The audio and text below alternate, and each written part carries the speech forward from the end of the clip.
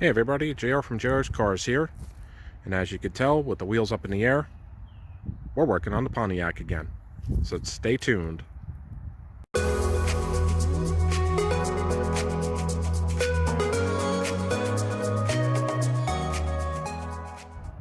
Alright, so what we're going to end up doing today is I'm going to show you a couple areas that it's common for the Pontiac to be leaking oil from. I found one in a previous video, and if you look at the top of the screen there, you can, I'll link the video there, and I'll also link it down in the description. We're going to take care of that today, and hopefully it's going to slow down any kind of oil leaks that we have in this car, and we're going to get on that. But in the meantime, Snotty the Sonata is still in a timeout. Still bad Sonata, and I'm going to keep doing this in every video until I actually fix this damn thing. Shame on you. Shame on Hyundai also, because they don't want to do anything for me to fix this thing. Okay, so I took the engine cover off, that plastic shield that's up there. Just it's decorative, it really doesn't do anything. Just so you get a little better visual of this here. So one of the obviously most common leaks that you will ever find in pretty much any car out there is your valve cover gaskets. You can obviously see that these are seeping a little bit. You can see the oil kind of splashing up towards the intake manifold, and it's wet on the actual valve cover itself. So eventually down the road I'm going to end up doing these. I'm not doing them today. It's really not leaking all that much oil from here, so it's not a huge concern to me. I mean, it is a concern because you can kind of see some pooling in there, but it's not a huge concern.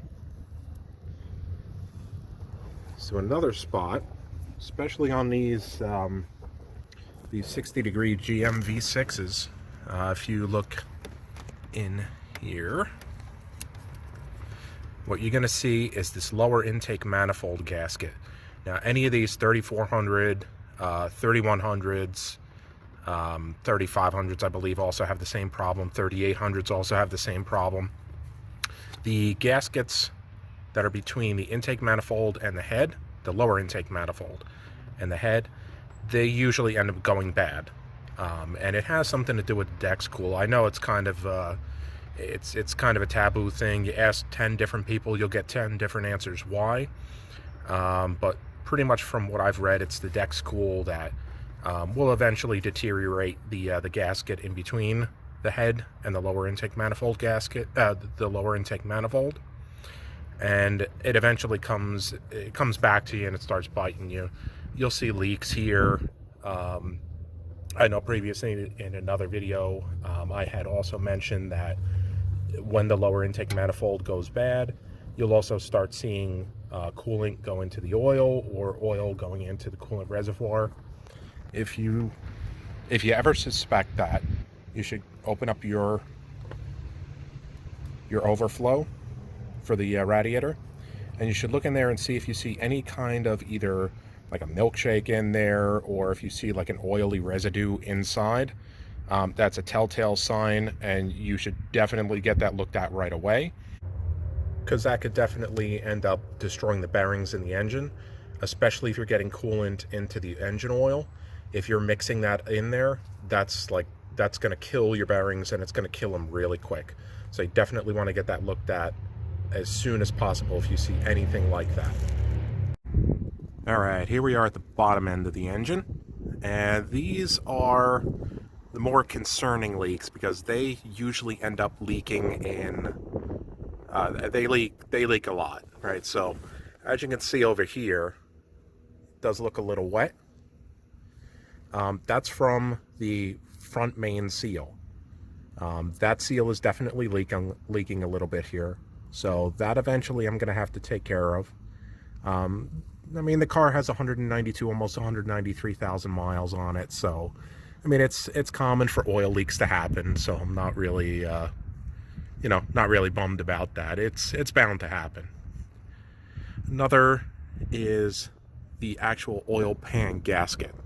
So the seal that goes all the way around the oil pan, that can end up leaking too. which it looks like it's happening here. However, the one that I'm going to do today is the oil filter adapter gasket. It's the adapter that's right here. There's 3 bolts that will come off of the block, because what's happening is you can see this oil dripping here. That's dripping from the back side of this. You can see how it's really wet back there. And what's happening is that gasket that's in between the oil filter adapter and the block is leaking. And when it's leaking down the oil filter, it's coming down here, and it's dripping onto the ground. So this one's an easy one to do. Like I said, it's only 3 bolts, and then we can take that off, put a new gasket in, and we'll see if that slows down the leaking that's here, or if it's actually the oil pan that's causing the oil leak as well. So we're going to get at this and see if we can get this off and get this sealed up. All right, everybody, so we're going to start doing this now. So first thing you want to do is you want to get your oil pan. You want to find where your oil filter is. You're going to look here, make sure you have it directly underneath. And then what you're going to do is there's 3 10mm bolts. You're going to take those 3 10mm bolts out, and then the whole filter and adapter assembly is going to come out. You could take the filter off if you wanted to. I'm going to leave it on. I don't really see the point in taking that off, because the bolts are actually pretty well accessible without the filter coming off. So we should be good to go. But one thing you definitely want to keep an eye on is when you start loosening these bolts, the oil's going to come out. You're gonna get oil leaking down. So make sure that you have your catch pan right underneath it and ready to go, because you're going to get some oil leakage. All right, so I'm going to take these out, and then we'll come back after the adapter's off, and I'll give you a look in it, and we'll see what it looks like. All right, so as I said before here, is as you start taking these screws out, you're going to see that you're going to start getting oil seeping out. See? So you just have to watch when you're doing this, because that's what you're going to get. I have 2 of the 3 bolts out right now, and when the 3rd one comes out, you make sure that you want to have your hand underneath this so it doesn't fall on you, because then that way the mating surface isn't going to be messed up. Okay, so I'm going to get this the rest of the way off, and then we'll come back. All right, everybody, so the oil filter adapter is off, and this is the old gasket here. So if you look, you want to make sure that when you put the new gasket in, you put it in the same orientation, because there's a little this is a little bit different here. It looks like a slip fitting here. So actually, wow, yeah, you can see here that this has probably been leaking for some time. The whole center section just came right out. So what I'm going to have to do is I'll have to get behind this with a flathead screwdriver and just pop that gasket off. We'll clean up the mating surface, and then if you look here, this is the adapter itself, the oil filter adapter. So I'm going to clean up that mating surface as well, and we'll get this new gasket back on, and hopefully this is going to seal up all of our leaks here. Alright, so if you take a look here, what we're going to do is we're just going to clean up this mating surface, because as you can see, all this is like basically caked on oil. It's oil that's been baked onto that surface. Now you want to make sure that that's nice and clean and flat. When the new gasket goes on there, it'll get a nice, good, clean mating surface against. So what I do is I usually take a little bit of either red or gray Scotch-Brite, and I'll just go around this. Basically, it just cleans up the entire surface. It doesn't really scratch it. You don't want to use anything very coarse, because after all, this is an aluminum housing, and this will scratch very easily. Okay, it'll scratch really easily. So if you can see, like even with what I'm just doing, it's doing very light scratching in there. That'll be okay. But you don't want to go with anything heavier than either like a gray or a red Scotch Brite pad, because you're gonna have scoring, and if you have scoring, you're definitely going to have more leaks than what you had before. So just make sure you clean this mating surface up really good, and I'm gonna finish this up, and then we'll do the one on the block, and then we'll put it all back together.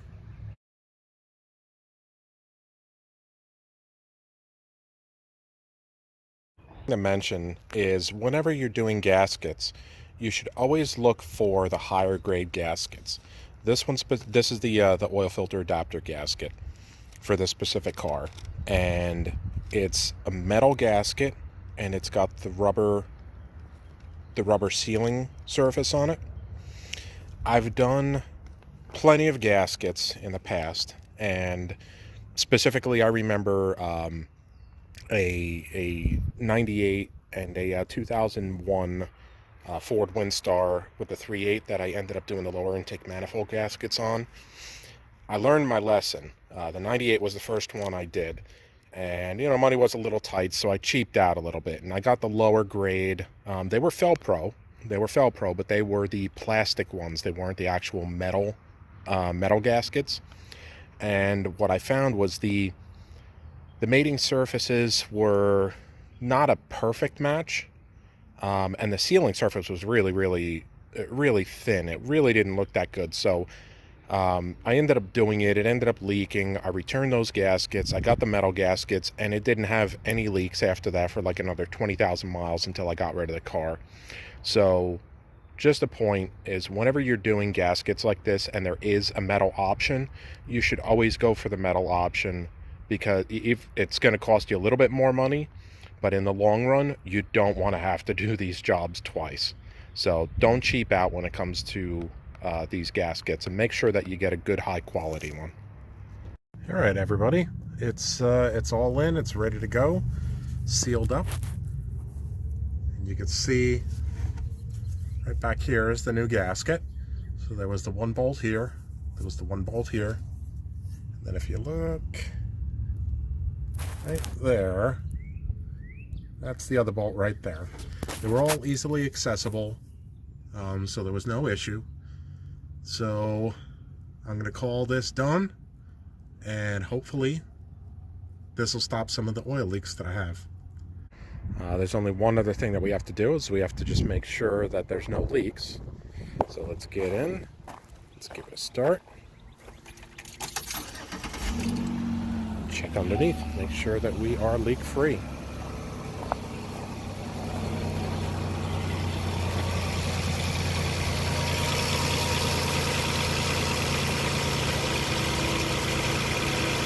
Yeah. Really? I'd say that's a success. So, being that we see no leaks and everything looks like it's good to go now, the only other thing that you want to make sure that you do is make sure you get the car on level ground, let it sit for a couple minutes, and check the oil level, because being that we had it open, we lost a little bit of oil. You want to make sure that you check the oil and make sure that it's in a safe range, because we did lose a little bit of oil. I'd probably say maybe about a quarter to a half a quart.